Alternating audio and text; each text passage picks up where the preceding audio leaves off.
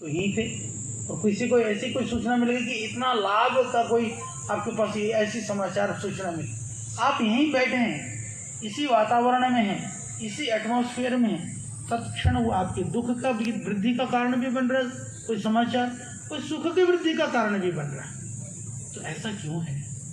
इसका अर्थ यह है कि इस मन से हम दुनिया की चीज़ों और पदार्थों के प्रति जिस तरह के भाव रखते हैं उसके अनुसार हम अपने आप को पाते हैं। और मैं बहुत सरल शब्दों में कहूँ, दर्शन के हिसाब से सुखानुसई राग है, दुखानुसई द्वेष है। जब सुख बुद्धि बनती है तो राग होता है, राग होता है तो आसक्ति बढ़ती है। जब दुख बुद्धि बढ़ती है तो द्वेष बढ़ता है, द्वेष बढ़ता है तो फिर विघटन वाली बुद्धि बढ़ती है।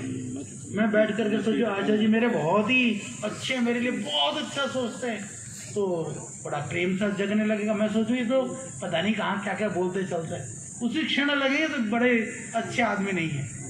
व्यक्ति यही है, तो ये खराब और अच्छे थोड़ी ना हुए, इधर हुआ खराब और अच्छा। तो मेरा बदला तो मैंने अच्छा मान लिया, मेरा बदला तो मैंने अच्छा मान। ये सारी दुनिया है बेटा, बच्चों सुन लो आप लोगों के लिए। इसीलिए बचपन में माता पिता जी बहुत अच्छे लगते हैं, क्योंकि माता पिता जी इसलिए ज़्यादा अच्छे लगते हैं क्योंकि हमको माता पिता जी का एक ही चीज़ का पता है कि वो हमारे लिए ध्यान रखते हैं। जब बड़े हो जाते हैं, जब हमारी बुद्धि अलग अलग ढंग से चलने लगती है ना, जिसकी फालतू चलती है, तो फिर माँ बाप के हर कर्म क्रिया में खोट निकलने लगता है। अरे मम्मी तुम तो ये भी ठीक नहीं करती, बापू तेरा तो ये भी गड़बड़ है, तो ये होने लगता है। पर यदि हम माता पिता के ऋण के प्रति सजग रहते हैं कि इन्होंने हमारे पर कितना उपकार किया है, बेटा वो बुद्धि कभी आती नहीं है।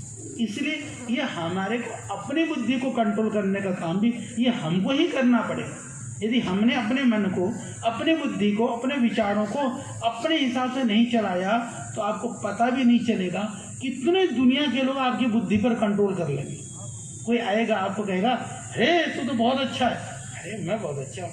कोई आ गया तू बेकार है, अच्छा मैं बेकार हूँ, खत्म। तुम्हारा क्या बचा? कुछ ना बचा।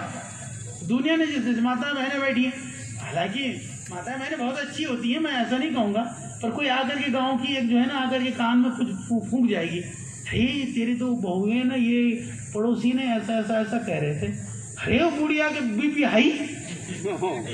आपने ये विचार नहीं किया कि वो जो कह कर के गई थी वो तुम्हारे को आग लगाने के लिए कह के गई थी, सच में ऐसा जिसने कहा उसने तो अपना काम कर दिया भाई। उसने तो जो एक सिगुफा या जो छर्रा छोड़ देना था ना, एक वो छोड़ दिया, उनका काम तो हो गया, आग लगा दी और तुम जलते रहो बैठ करके।